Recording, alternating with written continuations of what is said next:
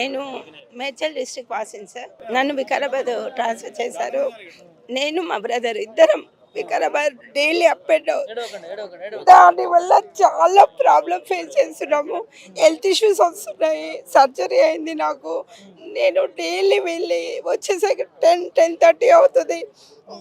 అంత నా పిల్లల్ని నేను చూసుకోలేకపోతున్నాను. ఇంట్లోనే సరిగా చేయలేకపోతున్నాను. ప్లస్ మా నాన్నగారు మాకు ట్రాన్స్ఫర్ అయిన 6 మంత్స్లోనే ఆటో స్ట్రోక్ వచ్చి ఆయన చనిపోయారు.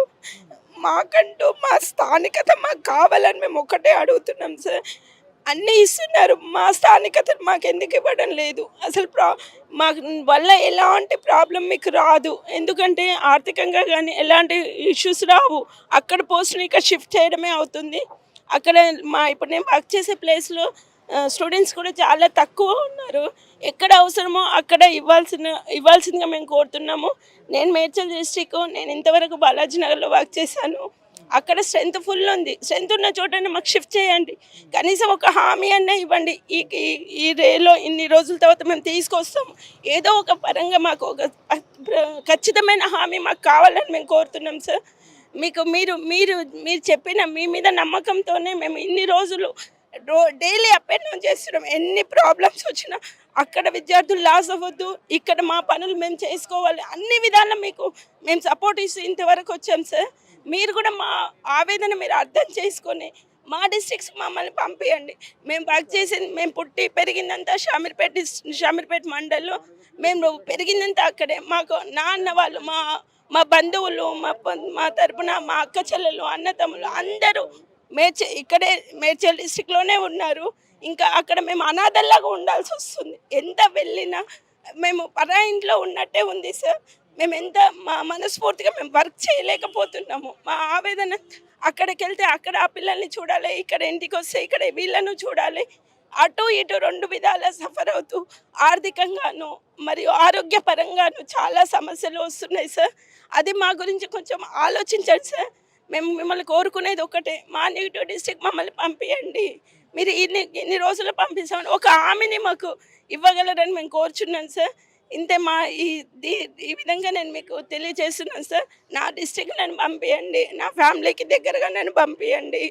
ఇప్పటికే మా నాన్నగారిని కోల్పోయి ఉన్నాము. మాకు అమ్మ నాన్న లేరు. మా పిల్లల పరిస్థితి అలా కాకుండా చెయ్యకండి. ఇది నా ఆవేదన సార్. మీకు ఏమనుకుంటారో నాకు తెలీదు. కానీ మా డిస్ట్రిక్ట్ మమ్మల్ని పంపించండి. Okay sir. ఏం చెప్తారు ముఖ్యమంత్రికి ఒక మాట చెప్పండి. అసెంబ్లీలో మాకు ఖచ్చితమైన హామీ, మాకు ఖచ్చితంగా మమ్మల్ని ఇక్కడ తీసుకొస్తామనేది మాకు ఖచ్చితంగా కావాలి. అది అయ్యేంత వరకు మేము ఇలానే వస్తూ పోతూ ఉంటాం సార్. లాస్ట్ మా ప్రాణాలు ఆల్రెడీ పోతూ ఉన్నాయి. ఒక్కొక్కరు అంటూ ప్రాణాలు పోతున్నారు. ఇప్పటికీ నాకు చాలా ఇష్యూస్ ప్రారంభమే. అంతకుముందు హెల్త్ ఇష్యూస్ ఒక్కటే లేదు. ఎందుకంటే నియర్ బై అందరికీ దగ్గరలో, అటు ఫ్యామిలీకి నియర్ బై మేము చేసుకున్నాం. మా డిస్ట్రిక్ట్లో మేము ఎంత దూరమైనా వెళ్ళగలుగుతాం. ఎందుకంటే అది మన పుట్టి పెరిగిన వాతావరణం కాబట్టి. ఎక్కడో 200 కిలోమీటర్లు వెళ్ళి పని చేయండి అంటే అది మేము చేయలేకపోతున్నాం సార్. ఎందుకంటే ఆవేదన పొద్దున 6 గంటలకు వెళ్తే రాత్రి 10 గంటలకు వస్తాం. మా ఫ్యామిలీ ఇక్కడ ఏమైంది, ఇక్కడ ఏ చిన్న ఇష్యూ అయినా అక్కడ టెన్షన్ స్టార్ట్ అవుతుంది. మళ్ళీ అక్కడ స్కూల్ అయిపోగానే ఇంటికి ఏ టైంకి వస్తామో అవే టెన్షన్లు. ఎప్పుడు ఎలా ఉంటుందో తెలియట్లేదు. కాబట్టి మా ప్రాణాలన్నీ మీ చేతిలో ఉన్నాయి. మా జీవితాలన్నీ మీ చేతిలో ఉన్నాయి. మీరు ఒక చిన్న సాయం చేసి మమ్మల్ని మా ప్లేస్కి మమ్మల్ని పంపించండి. మీకు ఎలాంటి ఇబ్బంది మా నుండి రాదు. నెక్స్ట్ డిఎస్సి వేస్తా అంటున్నా, అక్కడ పోస్టులు ఖాళీ అవుతాయి. అక్కడ ఉన్నటువంటి యూత్కు కొంత హెల్ప్ఫుల్ అవుతుంది. ఇక్కడ వాళ్ళకి హెల్ప్ చేసిన వాళ్ళు అవుతారు, అక్కడ వాళ్ళకి హెల్ప్ చేసినట్లు అవుతారు. అది మీరు ఆలోచించండి సార్. నేను కోరుకునేది అదొక్కటే. ప్రతిపక్షంలో ఉన్నప్పుడు మీకు న్యాయం చేస్తా అన్న ముఖ్యమంత్రి రేవంత్ రెడ్డి గారు ఇప్పుడు అధికార పార్టీలో ఉన్నారు, ముఖ్యమంత్రిగా ఉన్నారు. ఎందుకు న్యాయం చేయలేకపోతున్నారు? అది ఆ సార్కి తెలియాలి సార్. తన వరకు మరి మమ్మల్ని అర్థం చేసుకోమని మేము అదే కోరుతున్నాం కదా సార్. ఇప్పుడు రేవంత్ రెడ్డి గారు ప్రతిపక్షంలో ఉన్నప్పుడు మాట్లాడి సపోర్ట్ ఇచ్చారు. మరి రేవంత్ రెడ్డి గారు కూడా భయపడుతున్నారేమో అనిపిస్తుంది. ఎందుకంటే రిపోర్టుకు 9 మంత్స్ తీసుకొని ఇంతవరకు కూడా రిపోర్టు బహిర్గతం చేయకపోవడం, అధికారులు కూడా ఉద్యోగస్తులు ఇబ్బంది పెడితే రేపు రాజకీయంగా లబ్ధి పొందొచ్చు, నెక్స్ట్ అదే ఉద్దేశంతో రేవంత్ రెడ్డి గారిని కూడా ఇట్లా చేస్తురేమో అని అనిపిస్తుంది. రేవంత్ రెడ్డి గారు మీరు అన్నీ తెలిసిన వాడు, ప్రజాప్రభుత్వం అన్నారు, మొన్న లగచెల్ల రైతుల గురించి ఆలోచించారు. ఉద్యోగస్తులు అంటే మీ బిడ్డలు లాంటి వాళ్ళు, మీ బిడ్డల్ని ఈ విధంగా ఇబ్బంది పెట్టదు. డైలీ మేము 250 కిలోమీటర్లు నడవడం వల్ల, బస్సు ఎక్కడం వల్ల ఇలా ఇంజురీస్ కూడా అయ్యి రీసెంట్గా అయ్యాయి సార్. నేను చనిపోయేటోని బతికాను. ఒక్కొక్కరికి ఒక్కొక్కటి ఉంది సార్. మీరు ఏంటంటే మీ గవర్నమెంట్లో డెఫినెట్గా అవుతుందని మేము చాలా ఆశాభావంతో ఉన్నాం సార్. ఇంకా నెల రోజులు కాదు, ఇంకా 2 నెలలు అయినా సరే, సంవత్సరం అయినా సరే మేము ఇస్తామని ఒక హామీతోని మాత్రం బతకగలుగుతాం సార్. దయచేసి అదొక్కటి మీరు చేయగలిసిందిగా కోరుతున్నాం సార్. సార్, మా అన్నయ్య నేను ఇద్దరం ఒకరు ఒక దగ్గర ఉన్న అది వేరు ఉంటున్నాం.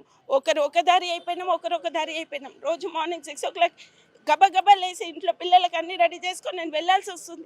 మళ్ళీ 10:30 వరకు నేను ఇంటికి రాకపోయేసరికి నా ఆవేదన ఎలా ఉంటుందో మీరు ఆలోచించండి. ఖచ్చితంగా మాకు దీని పరంగా మాకు ఈ అసెంబ్లీలో ఏదో ఒకటి మాకు ఇవ్వాల్సిందే.